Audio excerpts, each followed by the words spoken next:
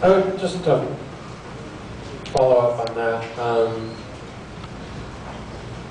I know we've had this conversation before, but I sort of see emerging from a lot of the folks who I've talked to who seem interested in growing food, farming potentially as a living or as a life.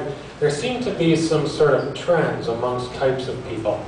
And we've talked about this a little before, but I'm wondering if in the training programs that you've done, are there, specific cohorts or sets or patterns that you see emerging of the folks who are really interested in taking these sorts of opportunities on? You want me to stereotype people? Yeah, just like 3 or 4 stereotypes. All right. I'll make some broad generalizations. I think, I see a couple different things. I see folks who visited their parents on farms when they were growing up, visiting their grandparents. And I think that connection, that kind of cultural connection to agriculture and growing food has carried through, even if those experiences were that when they were less than 10 years old, and they kind of want to revisit that and get back to that. And that might be part of that romantic idea that Jessica was talking about, but I see people kind of returning to their roots and where they grew up and the environments that they grew up in. But I also see this kind of interesting, you were kind of calling it out, like that 20 to 35-year-old group that really wants to figure out how to be an active citizen in their community, and food is kind of a gateway for everybody, because everybody eats. And I think being an activist and kind of taking back your neighborhood, taking back your community, and that interest in self-reliance and producing for yourselves and for your community is attracting a lot of folks too.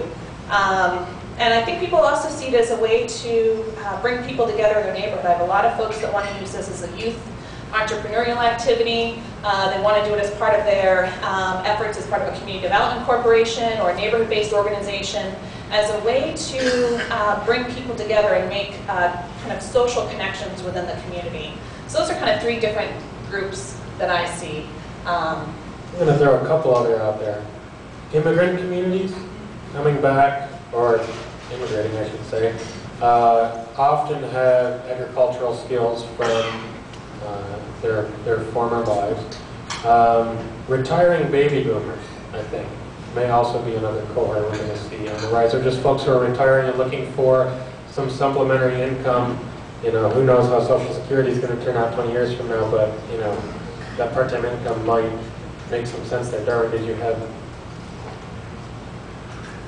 Well, I really agree with Morgan again. She hit the main groups that we've seen in our work in the valley, in the farms in the park.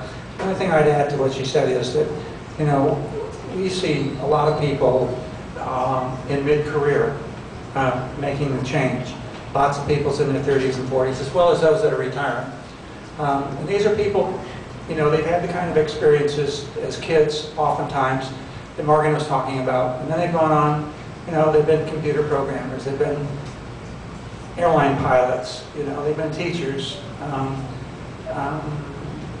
highway superintendents, and things like that. And they come to this. So there is that.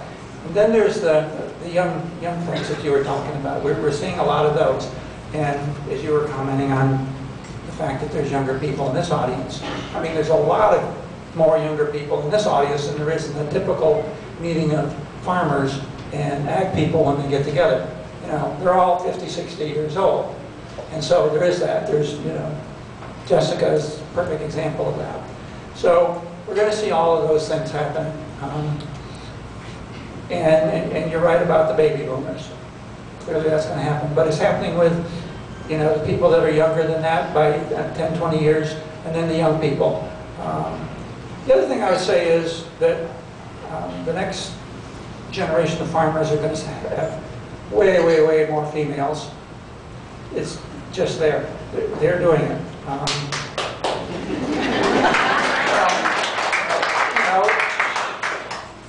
Face it, dudes, they're smart.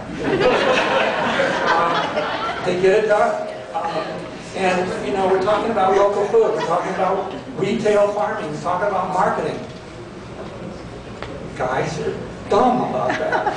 You know, it just, you know, females are better. That's there's it. If I could just back up what you're saying with some data, I'd say about 75% of the folks that take the market gardener training class are women. And I think that's been, I mean, I don't know how that compares to other entrepreneurial sectors, but I think it's definitely a growing sector when you look at kind of statistics for agriculture in general and farm operators. So I think it is kind of an emerging group. I think the same with immigrant populations and other populations that aren't typically represented as farm managers and farm owners. I think there's a lot of diversity in the new crop of folks that are interested in kind of taking this on.